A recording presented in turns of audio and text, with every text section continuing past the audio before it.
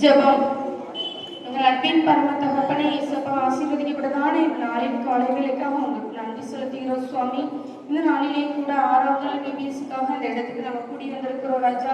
சிறு பிள்ளைகள் என்னிடத்தில் வருவதற்கு இடம் கொடுங்கள், அவர்களை தடை பண்ணாதீர்கள் என்று சொன்ன தகப்பன், இந்த நாளிலே கூட இந்த காலை வேளையில சிறு பிள்ளைகளாக அப்பா ஆசிரியர்களாக இந்த இடத்துல நாங்கள் கூடி வந்திருக்கிறோம் சுவாமி. இந்த நாள் KBS நீங்க எங்களுக்கு ஆசீர்வதித்தாங்க ராஜா.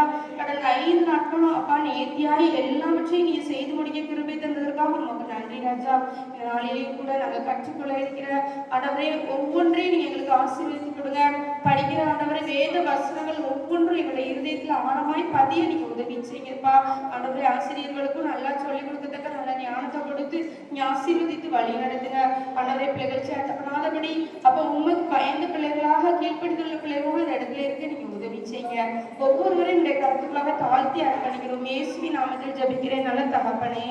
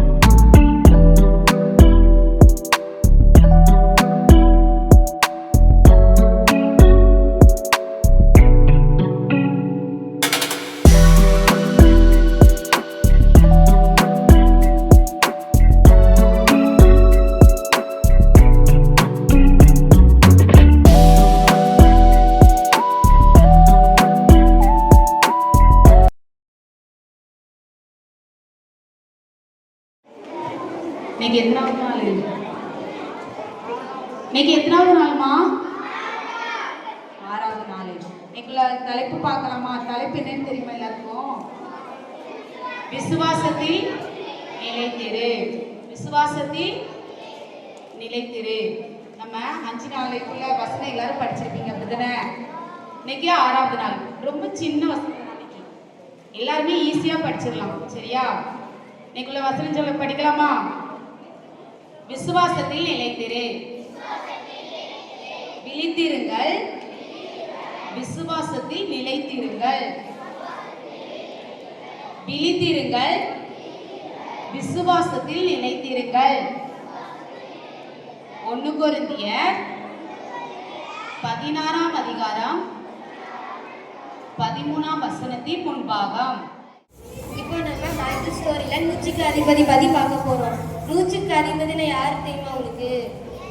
நூற்றுக்கு அதிபதினா அவங்ககிட்ட 100 பேர் வேலை பார்ப்பாங்க. அவங்க தான் நூற்றுக்கு அதிபதி. சரிங்களா? இப்போ நூற்றுக்கு அதிபதி கப்பல் அவங்க ஒரு ஊர்ல வாழ்ந்து வந்தாங்க. அவங்ககிட்ட நிறைய வேலைக்காரங்க வேலை பார்த்துட்டு இருந்தாங்க.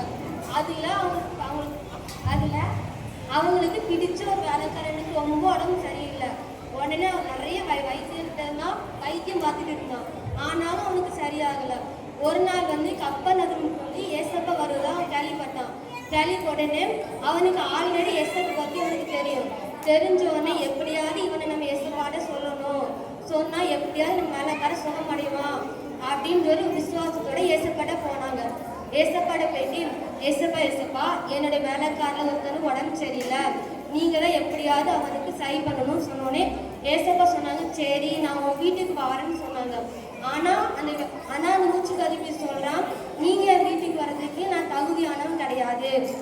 நான் என்கிட்ட நிறைய பேர் வேலை பார்க்குறாங்க.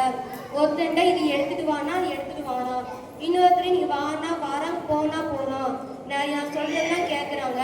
ஆனாலும் நீங்க என் வீட்டுக்கு வர்றதுக்கு நான் தகுதியானவன் கிடையாது அப்படின்னு சொல்லும்போது சொன்னா, நீங்க இங்க இருந்து வார்த்தை மட்டும் சொல்லுங்க, சொன்னீங்கன்னா குணமடைவான் அப்படின்னு சொல்லி ஏசப்பாட்ட விசுவாசோட சொன்னான். இதை கேட்ட ஏசப்பா வந்து ஆச்சரியப்பட்டு, இஸ்ரவேலுக்குள்ளே இப்படிப்பட்ட விசுவாசத்தை நான் பார்க்கல, நான் நிறைய அற்புதம் செஞ்சிருக்கேன், லாசருவை வந்து உயிரோடு எழுப்பினேன், கால் நடக்க முடியாதவரும் நடக்க வச்சிருக்கேன், பார்வை இல்லாதவனுக்கு பார்வை கொடுத்துருக்கேன், ஆனாலும் இஸ்ரவேல் ஜனங்க இப்படிப்பட்ட விசுவாசத்தை நான் பார்க்கல, நீ இப்படி விசுவாசத்தோடு இருக்கிறதுனால நீ சமாதானத்தோட வீட்டுக்கு போ, உன் வேலைக்கார குணமடைவான்னு சொன்னான். உடனே சமாதானத்தோட வீட்டுக்கு போனான். வீட்டுக்கு போய் பார்க்கும்போது அவனுடைய வேலைக்கார வந்து பூரண சுகமடைஞ்சு தன்னோட வேலையை பார்த்துட்டு இருந்தான். எப்படி மூச்சுக்கு அதிபதி வந்து ஏசப்பா மேல விசுவாசமா இருந்தாலும் அதே மாதிரி நாமளும் ஏசப்பா மேல விசுவாச நிலைக்கு இருந்தா நம்ம வாழ்க்கை நிறைய அற்புதத்தை ஏசப்பா செய்வாங்க. சரி, எந்த கப் கிளாப் பண்ணிடலாமா? நல்லா சொன்னாங்களா? அதிபதி பத்தி பாத்தீங்களா இல்லையா? யாரு சுகவீனமா இருந்தா? யாருடைய வேலைக்காரன்? நூற்றுக்கு அதிபதியோட வேலைக்காரன் சுகம் இல்லாம இருந்தா அப்படிதானே? அதுக்கு அவர் ஏசப்பட என்ன சொன்னாரு? நீங்க என் வீட்டுக்கு வர்றதுக்கு நான் பாத்திரம் இல்ல, நீங்க அங்க இருந்துட்டே ஒரே ஒரு வார்த்தை சொல்லுங்க அப்படின்னு சொல்லி நிறைய விசுவாசம் வச்சிருந்தாங்க. நம்ம உடம்பு சரியில்லைன்னு என்ன செய்வோம்? ஏசப்பா ஆலயத்துல வந்து ஜெபம் பண்ணிட்டு எண்ணெய் எடுத்து போட்டுப்போம் அப்படிதானே? போட்டு போவோம், அடுத்த ஆலயம் நமக்கு சரியாயிடும். ஏன்னா நம்ம மனசுக்குள்ள விசுவாசம் இருந்ததுனால நடக்கேன். ஒருத்தர் கூட என் பாத்திர வியாபாரத்துல பாத்திரத்தை வாங்கவே மாட்டாங்க. ஏன்னா உங்களுக்கு பாத்திரம் வேணுமானே? வாங்குதே துட்டே தர மாட்டேங்க. சரி, எரிச்சலா இருக்கு. தெரியாம இதையும் வேற அள்ளி வச்சுட்டு நான் தெருவா அலையுதேன். ஏக்கா உங்களுக்கு பாத்திரம் வேணுமாக்கா? வேண்டாமோ? வேண்டான்னு சொல்லியிருந்தாவே இல்லாட்டி வாங்கிட்டு துட்டு தர மாட்டேங்க. என்ன செய்யனே தெரியல. எம்மா ராசாத்தி ஒரு சோறுதாம்மா அப்படின்னு சொல்லிட்டு நாடகம் நடிக்கலன்னா ஒரு அண்ணன் வியாபாரம் வித்துட்டு இருந்தாங்க. அவங்களுக்கு டெய்லி வியாபாரம் வித்து ரொம்ப டயர்ட் ஆயிட்டாங்க. காசு கொடுத்தவங்க நம்ம ஊர்ல பார்த்துருப்பீங்களா? வாங்குவோம், ஆனா காசு கொடுக்கும்போது ஏன்னா இன்னைக்கு இல்லைன்னா நாளைக்கு தாங்க அப்படின்னு நம்ம அம்மாமார் சில நேரம் சொல்லிடுவாங்க. அவங்க எவ்வளோ தூரத்துல இருந்து வந்திருப்பாங்க, ஆனா நம்மகிட்ட அந்த நேரம் காசு இருக்காது. அதே போலதான் அந்த வியாபாரம் வித்துட்டு இருந்தாங்க, காசே இல்லை. வெளியில வெயில் அடிக்கா இல்லையா? வெயில் அடிக்கா. இன்னும் 1 மணி நேரம் கழிச்சு நம்மளால வெளியில போக முடியுமா? போக முடியாது, ரொம்ப வெயிலா இருக்கும். ஆனா நம்மளுக்கு ஏசப்பா நல்ல அழகா ஃபேன் தந்து ஒரு பில்டிங் தந்து இதுல உட்கார வச்சிருக்காங்கன்னு அந்த அண்ணன் அதே போலதான் வெளியில போயிட்டு வந்தாங்க. வீட்டுக்கு வந்தது ரொம்ப டயர்ட் ஆயிட்டு அவங்க வீட்டம்மா அவங்களுக்கு கொண்டு வந்து இந்த சாப்பிட்டு தொலையும் அப்படின்னு சொல்லிட்டு கொடுத்துட்டாங்க. அவர் ஆசையா பிரியாணி இருக்குன்னு வாங்கி பார்த்தா அதுல ஐஸ் பிரியாணி தான் இருந்துச்சு. எல்லாருக்கும் ஐஸ் பிரியாணி தெரியுமா? பழைய சோறு ஊறுகாவும் கொடுத்து இந்தாங்க சாப்பிடுங்க அப்படின்னு கொடுத்துட்டாங்க. இந்த அண்ணனுக்கு சரி எப்பவும் போல இன்னைக்கு பழைய சோறு தானான்னு எடுத்து பார்த்தா அந்த அண்ணன் ஏற்கனவே சோகமா இருந்தாங்க. சரியா, எடுத்து பார்த்தா அதுல ஊறுகாக்குள்ள ஒரு கடுகு இருந்துச்சு. இது என்னதுன்னு தெரியுதா? கடுகு. சரியா, கடுகு பார்த்திருக்கீங்களா? கடுகு எப்படி இருக்கு? இவ்வளவு பெருசா இருக்குமோ? பூசணிக்காய் மாதிரி இருக்காது. கடுகு பொடிசா இருக்கும். சாம்பார்ல தாளிச்சு உள்ள போடுவாங்க, ஆனா இருக்கதே தெரியாது. அதே போலதான் ஒரு சின்ன கடுகு இருந்தது. அந்த கடுகு பார்த்ததும் அந்த அண்ணனுக்கு ஒரு வசனம் ஞாபகம் வந்துச்சு. கடுகு பார்த்த உடனே அந்த அண்ணனுக்கு ஒரு வசனம் ஞாபகம் வந்துச்சு. உங்க யாருக்காவது கடுகு பத்தின ஒரு வசனம் தெரியுமா? யாராவது ஒருத்தர் சொல்லுங்க பாப்போம், கடுகை பத்தி ஏதாவது ஒரு வசனம். கடுகளவு விசுவாசம் இருந்தா மலைய கூட நீ பேர்ந்து அந்த பக்கம் உட்காருன்னு சொன்னா இருந்துருமா? சரியா, நான் சொல்லல, இந்த வசனம் பைபிள்ல இருக்கு. இதை பார்த்த உடனே அந்த அண்ணனோட மனசுக்குள்ள ஒரு சந்தோஷம். பைபிள நம்ம வாசிருக்கோங்க, கடுகளவு விசுவாசம் இருந்தா மலையை பார்த்து பெயர்ந்துக்கோன்னு சொன்னா அது பெயர்ந்து போயிரும்னு சொல்லிட்டு ஏசப்பா சொல்லியிருக்காங்க அப்படின்னு சொல்லிட்டு அந்த இடத்துல முழங்கால் போட்டு ஜெபம் பண்ணாங்க. ஏசப்பா, நான் இன்னைக்கு இந்த கடுகு விதைய பார்க்கேன். என் வியாபாரத்துல எப்ப பார்த்தாலும் எனக்கு நஷ்டமாவே வந்துட்டு இருக்கு. பாத்திரத்தை வாங்கினவங்க எனக்கு காசு தர மாட்டேங்காங்க, பொருள் விற்கிது ஆனா எனக்கு லாபமே கிடைக்கலையே ஏசப்பா அப்படின்னு சொல்லிட்டு நீங்க எனக்கு இந்த கடுகளவு எனக்கு விசுவாசத்தை தாங்க ஆண்டவரே அப்படின்னு சொல்லிட்டு பின்னாடி உட்காந்துருக்கவங்க பேசி சிரிக்காம கொஞ்சம் கவனிங்க, இல்லாட்டி வீட்டுக்கு போயிட்டாங்கன்னா. எல்லா பிள்ளைகளும் அழகா கவனிக்க. உங்களுக்கு என்ன விளையாட்டு? ஒரு கடுகு எடுத்தாங்க, எடுத்து அவங்களோட பாக்கெட்ல போட்டாங்க. எப்பெல்லாம் வெளியில போறாங்களோ அந்த பாக்கெட்டை தொட்டு பார்த்துட்டு ஏசப்பா இந்த கடுகளவு விசுவாசத்தை எனக்கு தாங்க ஏசப்பா அப்படின்னு சொல்லிட்டு டெய்லி ஜெபிக்க ஆரம்பிச்சாங்க. ஜெபம் பண்ணிட்டே இருந்தாங்க. எங்கெல்லாம் போறாங்களோ அப்போலாம் டெய்லி காலையில எந்திரிச்ச உடனே அவங்க ஷேக் பாக்கெட்ல ஒரு கடுகு எடுத்து போட்டுக்கிட்டாங்க. நடந்து போயிட்டே இருப்பாங்க. எப்பெல்லாம் அவங்களுக்கு விசுவாசம் இல்லையோ அந்த கடுகை தொட்டு பார்த்துட்டு ஏசப்பா அந்த கடுகளவு விசுவாசத்தை எனக்கு தாங்க ஏசப்பா அப்படின்னு ஜெபம் பண்ணாங்க. அவங்க ஜெபம் பண்ண அவங்க யாரெல்லாம் காசு கொடுக்கலையோ எல்லாரும் அவங்களுக்கு கொடுக்க ஆரம்பிச்சாங்க. கொஞ்ச நாள் கழிச்சு அவங்க பைக்ல பிளாஸ்டிக் பொருட்கள்லாம் வித்துட்டு இருந்தாங்க. சின்னதா ஒரு கடையை வச்சாங்க. சரியா, இதுதான் அந்த அண்ணன். சின்னதா ஒரு கடை வச்சாங்க. அந்த கடைக்கு கடுகளவு விசுவாசம் அப்படின்னு பேர் வச்சாங்க. யாராவது அப்படி பேர் வைப்பாங்களா? உங்க வீட்டுல கடை கட்டினாங்கன்னா என்ன பேர் வைப்பாங்க? குளோரி. வீட்டுல கடை வச்சாங்கன்னா குளோரி ஸ்டோர் அப்படின்னு வைப்பாங்க. அப்படிதானே? அப்படிதானே வைப்பாங்க. உங்க வீட்டுல கடை வச்சாங்கன்னா உங்க பேர் வச்சு ஸ்டோர் அப்படின்னு போடுவாங்க. ஆனா இந்த அண்ணன் பேர் வச்சாங்க கடுகளவு விசுவாசம் அப்படின்னு சொல்லிட்டு பேர் வச்சாங்க. பேர் பார்த்த உடனே வித்தியாசமா பேர் இருக்குன்னு சொல்லிட்டு நிறைய பேர் அந்த கடைக்கு போய் பிளாஸ்டிக் பொருட்கள்லாம் வாங்க ஆரம்பிச்சாங்க. அதுக்கப்புறம் என்ன பண்ணாங்கன்னா அவங்க கடைக்கு வர்றவங்க ஒவ்வொரு பொருளுக்குள்ளேயும் ஒவ்வொரு கடுகு போட்டு கொடுத்தாங்க. சரியா, ஒரு டிஃபன் பாக்ஸ் வாங்கினாங்கன்னா அதுக்குள்ள ஒரு கடுகு, அவங்க கடையில என்னதெல்லாம் இருக்கோ எல்லா பொருளுக்குள்ளேயும் ஒரு கடுகு போட்டு சொல்லி அனுப்புவாங்களாம். இந்த கடுகளவு விசுவாசம் இருந்துச்சுன்னா உங்களுக்கு எல்லாமே ஆசீர்வாதமா இருக்கும். அதனால நீங்க விசுவாசத்தோட இருங்க அப்படின்னு சொல்லி அந்த கடுகு போட்டு போட்டு கொடுத்தாங்க. சரியா, அதே போல கொடுத்துட்டே இந்த அண்ணனுக்கு பயங்கரமான லாபம். ஏன்? அவங்க விசுவாசத்தை யார் மேல வச்சிருந்தாங்க?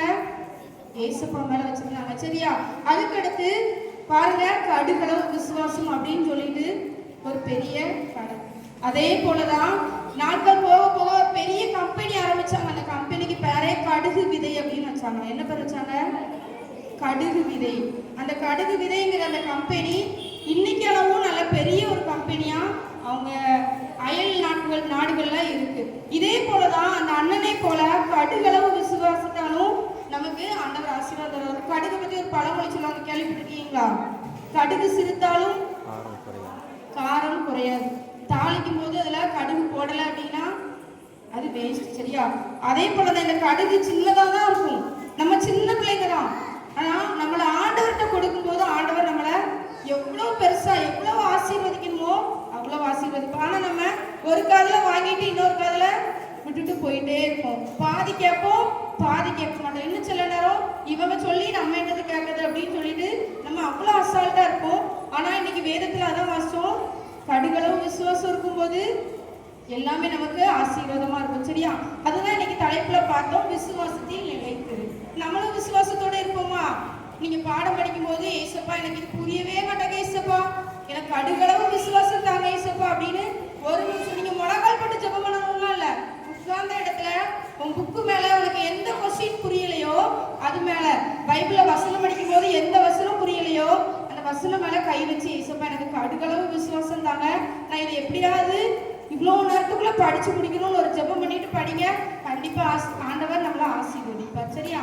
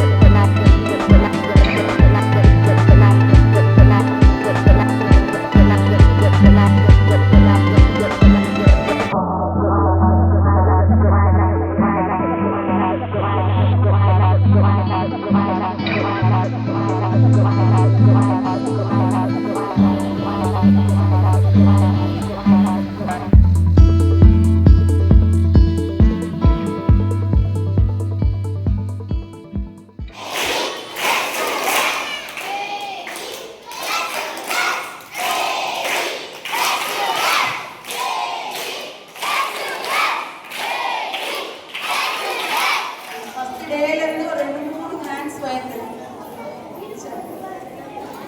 இப்போ நேத்து பார்த்தோம் தானே, என்ன பார்த்தோம்?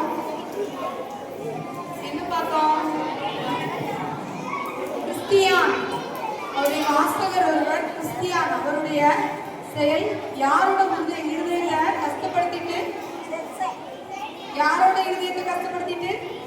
ரேனியசையாவோட. எல்லாரும் அமைதியா இருக்கலாமா?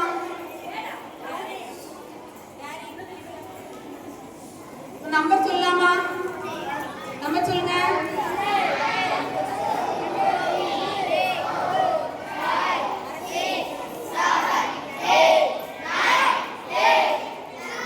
அப்படிங்க பாருங்க. இப்போ அந்த ரேனியசையாவோட இருதயத்தை காயப்படுத்தின இந்த கிறிஸ்தியானோட செயல் என்ன அப்படின்னா, அவங்க ஆரம்பத்துல நல்லா இருந்தாங்க, ஊழிய வாஞ்ச அதிகமா இருந்துச்சு. இப்போ பார்த்தா அவங்களுக்கு உலக ஆசை அதிகமா வந்துடுச்சு. கத்தரை விட்டு விலகி அவங்க எப்படி இருக்காங்கன்னா பண ஆசை உள்ளவங்களா மாறி போனாங்க. அப்ப இந்த ரேனியசையா என்ன செஞ்சாங்க? ஒரு ஊழியத்துல உண்மையா இல்லையே, இப்படி உலக ஆசையில மயங்கி போய் இருக்காரு, என்னோட காரியத்தெல்லாம் அவர் சரியா செய்வார்னு நினைச்சேன். அவர் ஊழியத்தை விட்டுட்டு உலக ஆசை மேல சரியில்லாம ஆயிட்டாருன்னு சொல்லிட்டு இன்னும் இந்த வாசகரான கிறிஸ்தியான என்ன செய்யணும்? விட்டுட்டு அவருக்கு பதிலா யாரையாவது ஒருவரை சரியானபடி நம்ம தேர்ந்தெடுக்கணும்னு சொல்லிட்டு அவர் ஒரு நபரை தேர்ந்தெடுக்கிறாரு. அவர் பேர் தான் ராயப்பன். அவர் பேர் என்ன பேரு? ராயப்பன். உபதேசியாராக நியமிக்கப்பட்ட இவர் ரேனியசையாவோட சேர்ந்து அவரோட ஊழியத்தை நல்லா ஷேர் பண்ணி செய்யறாங்க. ரேனியசையா என்ன ஊழியத்தை எப்படி செய்யணும்னு சொல்றாங்களோ அதெல்லாம் கேட்டு இந்த ராயப்பன் அப்படிங்கிற ஊழியர் யார் செஞ்சாரு. அது மாத்திரம் இல்ல, இப்போ 1816 மார்ச் 7ஆம் தேதி ஒரு நல்ல ஒரு விசேஷம். என்ன அப்படின்னா, ரேனியசையாவுக்கு திருமணம் நிகழ்ச்சி ஒழுங்குபடுத்தப்பட்டது. யார் அப்படின்னா வானசோமரன். அவங்க குடும்பம் பேரு வானசோமரன். ரொம்ப ஒரு பக்தியான குடும்பத்தில் உள்ள டச்சு குடும்பமா இவங்க. அவங்க பேரு ஆனி. அவங்க பேரு ஆனி. ரேனியசையாவுக்கு என்ன ஆயிடுச்சு? திருமணம் ஆயிடுச்சு. இப்போ அவங்களுக்கு பார்ட்னரா இன்னொரு ஆனி அம்மா கிடைச்சிருக்காங்க. அவங்க கத்துடைய ஊழியத்தை செய்யறதுக்கு ரொம்ப உதவியா அவங்களுக்கு இருந்து வந்தாங்க. அவங்க குடும்பமா இப்ப எல்லா பகுதியிலையும் தெருக்கள்ல எல்லாம் என்ன செய்யறாங்க? சுவிசேஷத்தை சென்னையில அறிவிச்சுக்கிட்டு இருக்காங்க. அப்போ இவ தனியா ஊழியம் செய்யறான்னு சொல்லிட்டு சிஎம்எஸ் மிஷன் இயக்கம் மூலமாக இன்னும் 2 மிஷனரிகளை நம்ம ரேனியசையாவுக்கு உதவியாக அனுப்புறாங்க. அவங்க பேர் தியோக்கர் ஸ்மித். சொல்லுங்க. Bernard Smith. சொல்லுங்க.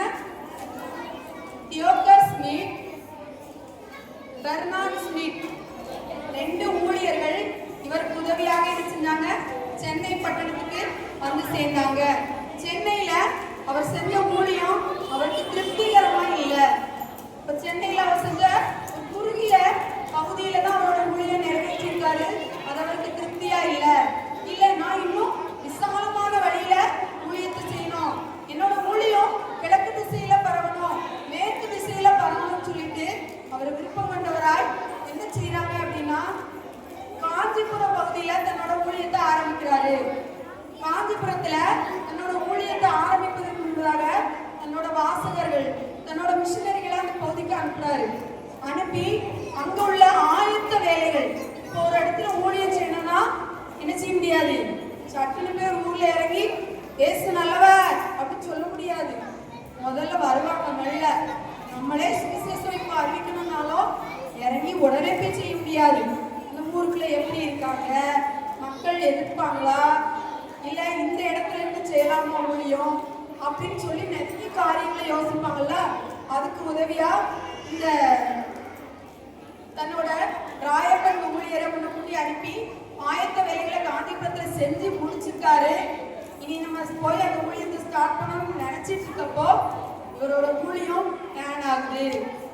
காஞ்சிபுரம்னு அவரு எடுத்து செஞ்ச ஊழியம் இப்ப இப்ப டேன் ஆகுது. இவ்வளவு நாள் அவர் சென்னையில செஞ்ச ஊழியம் டேன் ஆகுது. எங்க போறாரு? அவர் எங்க போறாரு பாத்தீங்கன்னா, நம்ம வசிக்கிற இதுக்கு முன்பதாக இருந்த முன்னாடி இருந்த நம்மளோட பழைய மாநிலம் எது, மாவட்டம் எது? இப்ப இருக்க மாவட்டம் தென்காசி. அதுக்கு முன்பதாக திருநெல்வேலி. அந்த திருநெல்வேலி பகுதியில ஊழியத்தை செய்யும்படியால் சிஎம்எஸ் குழுவினர் இவங்களை அனுப்ப திட்டமிட்டாங்க. இதுவரைக்கு கொஞ்சம் வேதனையை தான் கொடுத்துச்சு. ஏன்னா அப்பதான் ஒரு ஊழியத்தை ஆரம்பிச்சு அது பாதியில ஸ்ட்ரக் ஆகி நிக்கி அதை கண்டினியூ பண்ணி முடிக்க முடியாம அடுத்த திருநெல்வேலி பகுதிக்கு அவர் வர வேண்டிய சூழ்நிலை. அப்ப 1820 ஜூலை 2ஆம் தேதி ஒருத்தர் குடும்பமாக என்ன செய்யறாரு, நம்மளோட திருநெல்வேலி பகுதிக்கு ரேடிசியா வந்த நாள் எது? 1820 ஜூலை 2 கிளம்பி ஜூலை 7 தான் நம்ம திருநெல்வேலி பகுதிக்கு சென்னையில இருந்து வந்து சேர்ந்தாங்க. வந்து சேர்ந்து அவர் முதலா பாக்குறவரு ஐயாவை பார்த்தாங்க. அவங்க பேரு ஹாப் ஐயா. என்ன ஐயா? ஹாப் அப்படிங்கிற ஐயா. அவங்கதான் அவங்க தங்கி இருக்கிற ஒரு பெரிய பங்களா, பெரிய கோட்டை திருநெல்வேலியில இருந்துச்சு. அந்த கோட்டை பகுதியில வசிக்கும்படியா அவங்களை கூட்டிட்டு போறாங்க. அந்த ஊழியத்தை ஆரம்பிக்கிறாங்க. ஹாப்பையா அந்த கோட்டைக்குள்ள அவங்களுக்கு உதவி செய்து அவங்க தங்கும் இடத்தை கொடுக்குறாங்க.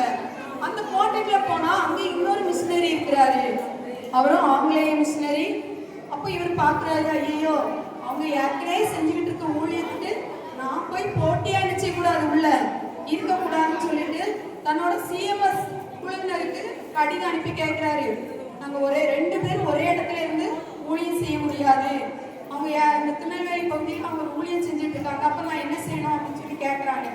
அப்பதான் அந்த ஹாப்பையா மூலமா அவங்க என்ன செய்யறாங்க, வேற எங்கேயாவது ஊழியம் பார்க்கணும், பாளையங்கோட்டை அந்த பகுதிகளில் ஊழியம் பார்க்கணும்னா தேடி போறாங்க. ஒரு வாடகை வீடு கூட அவங்களுக்கு கிடைக்கல, அவங்க தங்குறதுக்கான ஒரு வாடகை வீடு கூட கிடைக்கல. அப்ப அவங்க என்ன செய்யறாங்க, ஹாப்பையா யோசிக்கிறாரு, நம்ம தங்கி இருக்கிற பங்களா, நம்ம வீட்டை சுற்றி இருக்கிற தோட்டம், அப்புறம் நம்மளோட காம்பவுண்ட் நிலங்கள் எல்லாத்தையும் குறைஞ்ச விலையில இந்த ரேடியஸையாவுக்கு நம்ம கொடுத்தாங்க அப்படின்னு சொல்லி ஆண்டவர் அவங்களுக்குள்ள ஒரு பாரமான ஒரு சிந்தனையை கொடுக்கிறாரு. யாராவது அப்படி டக்குன்னு கொடுக்க முடியும் முன் வருவோமா? ஏசப்பாவோட ஆலயம் எழுப்புறதுக்கோ ஏசப்பாவோட ஊழியம் நடைபெறதுக்கோ ஒரு இடம் வேணும்னோனே எங்க வீட்டு தாரோம் அப்படின்னு யாரும் சொல்றீங்களா? ஐயோ அப்ப நாங்க எங்க போறது அப்படின்னு சொல்லுவோம்ல. ஆனா இந்த ஐயா அவங்க இருந்த பங்களா எல்லாத்தையும் அவங்களுக்கு குறைந்த விலையில என்ன செய்யறாங்க, கொடுக்குறாங்க. அதுதான் இப்போ இருக்கிற கதீட்ரல் பகுதியில இருக்கிற சிற்றாலயம், அப்புறம் அங்க இருக்கிற பள்ளி கட்டடங்கள், அதுக்கப்புறம் அங்க இருக்கிற மாணவர்களுக்கான விடுதிகள் எல்லாம் இருக்கிற இடங்கள். சரியா? அன்னைக்கே அவங்க குறைந்த விலையில கொடுத்து அங்க என்ன செய்யப்பட்டது, ஒரு பள்ளி ஆரம்பிக்கப்பட்டது. அது என்ன பள்ளி அப்படின்னா தமிழ் மீடியம் கிடையாது, அது ஆங்கில வழிக்கல்வி ஆரம்பிக்கப்பட்டது. ஆங்கில வழிக்கல்வினா என்னமா, இங்கிலீஷ்ல படிக்கிறது, எல்லா சப்ஜெக்டும் இங்கிலீஷ்ல படிக்கிறது. அந்த பள்ளி அங்க ஆரம்பிக்கப்பட்டது. 1800 பக்கத்துல ஒரு சிற்றாலயமும் ஆரம்பிக்கப்பட்டது. 1820 மன்னார்பேட்டையில ஒரு ஸ்கூல் என்ன செஞ்சாங்க, முதல்ல ரேடியஸையா கட்டி எழுப்பினாங்க. இதான் மன்னார்பேட்டையில நம்மளோட ரேடியஸையா கட்டி எழுப்பிய பள்ளி. அதற்கு ஆசிரியரா சங்கரலிங்கம் அப்படின்னு சொல்லிட்டு ஒரு ஆசிரியரை என்ன செஞ்சாரு, அதற்கு நியமித்தார். அதுக்கப்புறம் அங்க இருக்கிற மாணவர்களுக்கு இயேசு கிறிஸ்துவ குறித்து நம்ம எப்படி அறிவிக்க அப்படின்னு சொல்லி அவங்க யோசிக்கும் போது நிறைய வினாவிடைகள் மூலமாக வேதாகமத்துல இருக்கிற வினாவிடைகளை கேள்வியாக கேட்டு கேள்வி விடைகள் வடிவில் அவங்களுக்கு தெரியப்படுத்தி அது மூலமா இயேசுவோட அன்பை கற்றுக் கொடுத்தாங்க. இன்னும் துண்டு பிரசுரங்கள், அங்க இருக்கிற மக்களுக்கு துண்டு பிரசுரம்னா தெரியும் நம்மளுக்கு, ஜீசஸ் ரீடிங்ஸ் போன்ற பல ஊழியங்கள்ல துண்டு பிரசுரங்கள் கொடுப்பாங்க. வாங்கி நம்ம என்ன செஞ்சிருவோம், பிசிக்குள்ள இப்ப கூட நான் ஒரு துண்டு பிரசுரம் வாசல்ல எடுத்தேன். ஏசப்பா கொடுத்த சுகத்தை பத்திய ஒரு துண்டு பிரசுரம் யாரோ வாங்கிட்டு வீசிட்டு கேட்கணும், அதாவது அவங்களுக்கு பிரோஜனமா இல்லை. ஆனா அதை அதை எடுக்கிற யாரோ ஒருவருக்கு அது என்ன செய்யும், பிரயோஜனமா இருக்கும். நிறைய பாத்தீங்கன்னா அப்ப அந்த துண்டு பிரசுரம்னா யாருக்கெல்லாம் பார்த்துருக்கீங்க, யாரெல்லாம் கையில வாங்கியிருக்கீங்க? துண்டு பிரசுரம், டிராக்ஸ் சொல்லுவாங்க.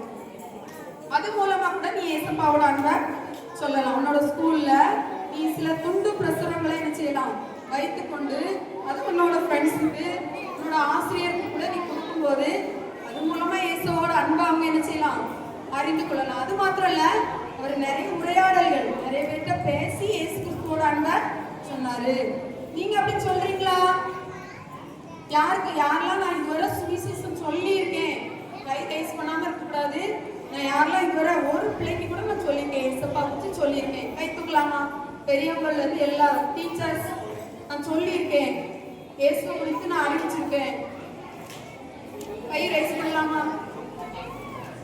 எங்க தம்பி மாதிரிலாம் என்னாச்சு கை?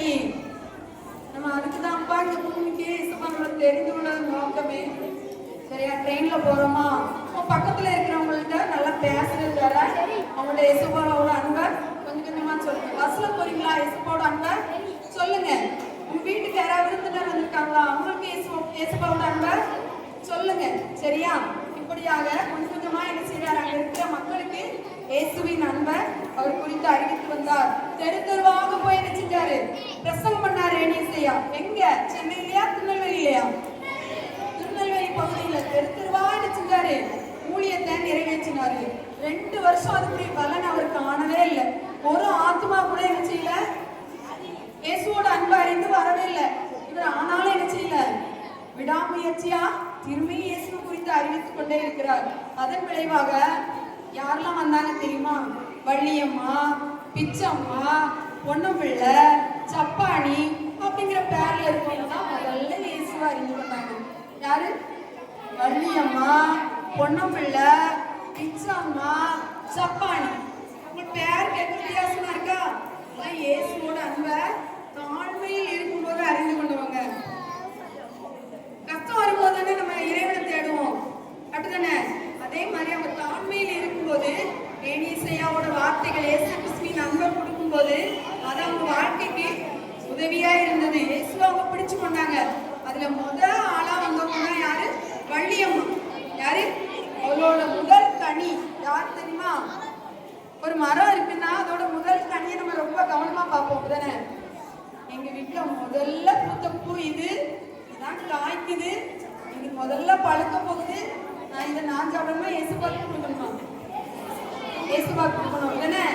அதே மாதிரி அவரோட விளைவுல முதல் பலன் திருநெல்வேலி பகுதியில முதல்ல இயேசு ஏற்றுக்கொண்டவங்க வள்ளியம்மா அப்படிங்கிற ஒரு சகோதரி. இப்போ அவங்க நிறைய விசுவாசிகள் பெருகிட்டாங்க. கேள்வி மேல கேள்வி கேட்கிறாங்க. சாத்தான் யாரு? அவன் எப்ப வந்தான் கவனிக்கிறீங்களா? சாத்தான் யாருன்னு தெரியுமா உங்களுக்கு? எங்க இருந்து வந்தவன்? எங்க இருந்து வந்தவன்? ஒரு டவுட் வந்துருக்கா? கேட்டிருக்கீங்களா? அவங்க சண்டை கிளாஸ் அக்காட்டெல்லாம் சாத்தான் எப்படிக்கா வந்தான், என்னெல்லாம் செய்வான், எப்ப வந்தான் கேள்வி கேட்டீங்களா? கேளுங்கண்ணே. சண்டே கிளாஸ் டீச்சர்ஸ் சும்மா இருக்க விடாதீங்க. நிறைய பேர் கேள்வியே கேட்க மாட்டேங்க. நாங்க பாடம் நடத்துறோம், ஆண் வாயை பார்க்கறதே பெரிய விஷயமா இருக்கு.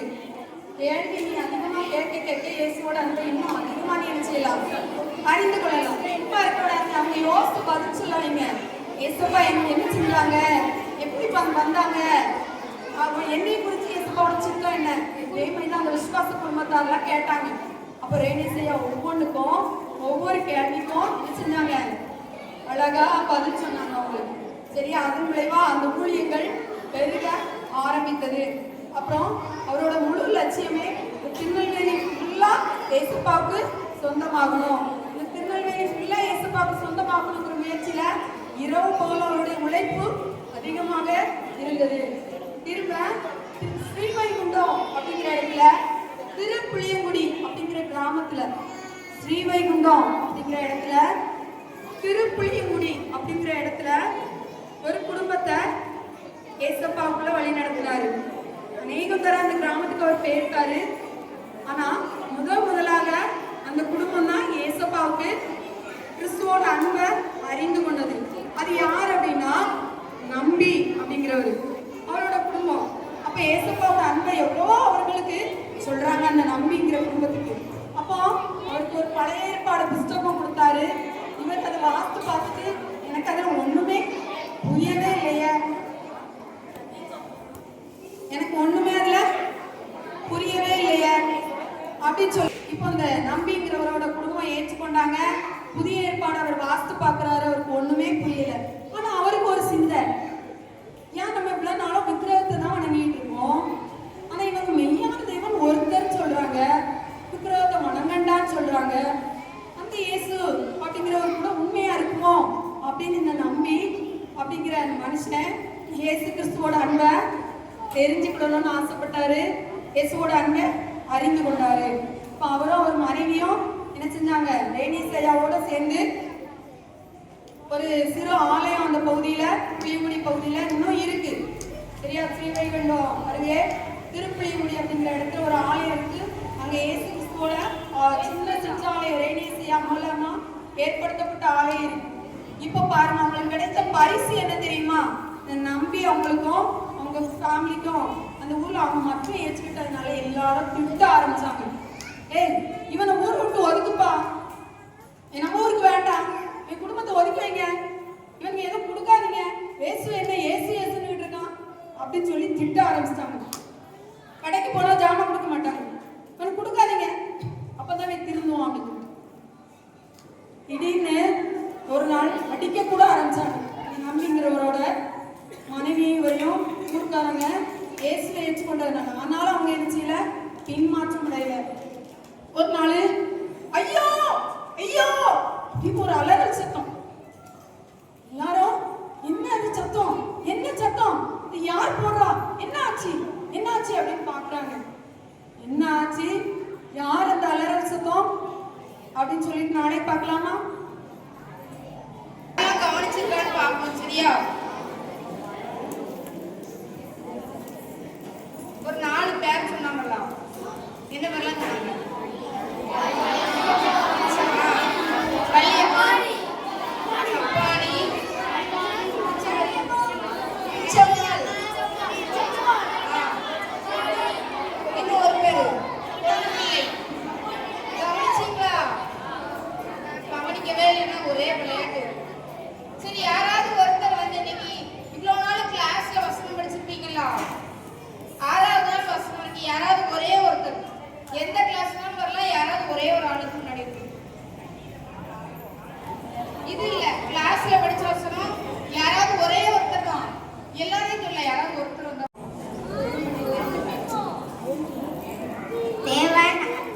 தேவன் சங்கீதம் 46. தேவன் நமக்கு அடைக்கலமும் பலனும் ஆபத்து காலத்தில் அனுகூலமான துணையுமானவர். ஆகையால் பூமி நிலைமாறினாலும் பர்வதங்கள் மலைகள் நடுச்சமுத்திரத்தில் சாய்ந்து போனாலும் அதின் ஜலங்கள் கொந்தளித்து பொங்கி அதின் பெருக்கினால் பர்வதங்கள் அதிர்ந்தாலும் நாம் பயப்படும். ஒரு நதி உண்டு, அதின் நீர்க்கால்கள் தேவனுடைய நகரத்தையும் உன்னதமானவர் வாசம் பண்ணும் பரிசுத்த ஸ்தலத்தையும் சந்தோஷிப்பிக்கும். தேவன் அதன் நடுவில் இருக்கிறார், அது அசையாது. அதிகாலையிலே தேவன் அதற்கு சகாயம் பண்ணுவார். ஜாதிகள் கொந்தளித்தது,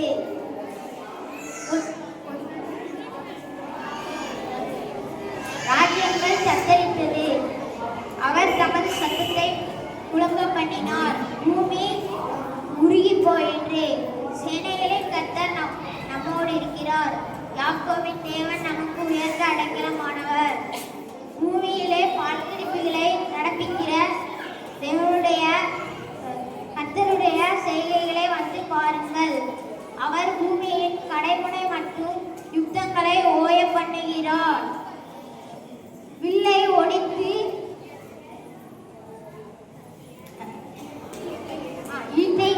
ஈட்டியை முறிக்கிறார். ரதங்களை நெருப்பினால் சுட்டரிக்கிறார். நீங்கள் அமர்ந்திருந்து நானே தேவன் என்று அறிந்து கொள்ளுங்கள்.